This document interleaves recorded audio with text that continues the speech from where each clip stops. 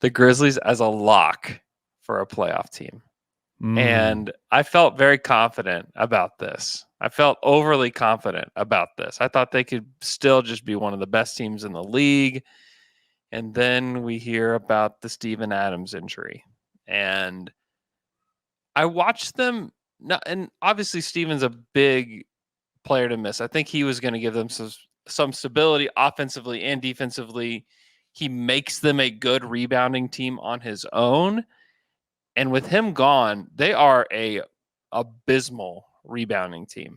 They are going to really struggle. Xavier Tillman had 12 rebounds in his first debut here this season. That's great, but man, there's nobody else that's a good rebounder. Jaren Jackson Jr., notable bad rebounder. I mean, they're starting Zaire Williams, who's not a good rebounder either. Marcus Smart, who you think should grab rebounds, had 0 in game 1. And then their bench, I don't know, Al. Their bench is rough.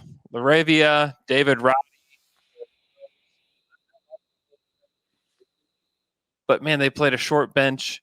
And those guys, Luke Kennard, who is going to be kind of a big player off the bench for them, he missed all 5 of his shots. He's out in a concussion protocol now. It's going to be a really rough start to the season. I think they may be forced to make a deal for somebody. I find it curious. I think that John Conchar will probably play because Luke Kennard's out. I found it a little curious that he didn't play at all in the first game. But they have no depth. They're losing some of their most important players. Ja's sidelined for 25 games. A lot of this is going to be on Desmond Bane, who played really good. You know, he had 31 points on 22 shots, 5 boards, 5 assists, 2 steals, and a block. He was really good.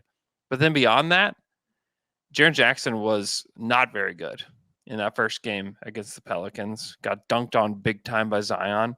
And then their bench is not there. There's just not a whole lot going on with this team. And they just don't have any guys that can handle the basketball as a primary handler. Marcus Smart and Desmond Bane, they can handle, but those are their 2 best ball handlers. Yeah. It is a rough position with the rebounding, with the ball handlers, and the depth. This could be a team fighting for the play-in, and with how stacked the Western Conference is, if they don't get it together or if they don't make some trades to fortify their front line, they may not make the playoffs at all because somebody's going to be left out at the end of the day that is good and that wanted to be there. And if Memphis can't get it together, this could be the team. Now, when Ja comes back, I think they'll stabilize some. They'll be electric. But until then, I mean, 25 games is a lot of games. And if you're way behind the 8 ball because of injuries and depth, we could be looking at a pretty rough situation for Memphis.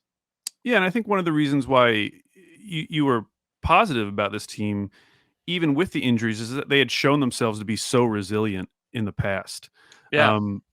But man, looking at that rotation from night 1 and just kind of realizing the toll that all of these injuries or suspensions have taken. I mean, they're missing their starting point guard, their starting center, their best player off the bench. And at some point there has to be a breaking point. And yes, it's only 1 game and it wasn't like they got blown out or anything.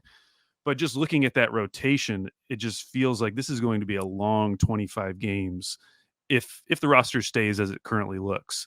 We're going to talk to Danny Meringue later. You know, maybe Time Lord is a potential trade target for them down the road at some point because they need someone like that. I mean, watching Triple J have to guard Jonas Valanciunas in the post, who, you know, when people talk about, you know, we're always talking about Chet and how Chet's so skinny and everyone's worried about like Jokic and Embiid. Like the secret guy I'm worried about is Jonas Valanciunas because when he gets matched up on smaller dudes, he just eats.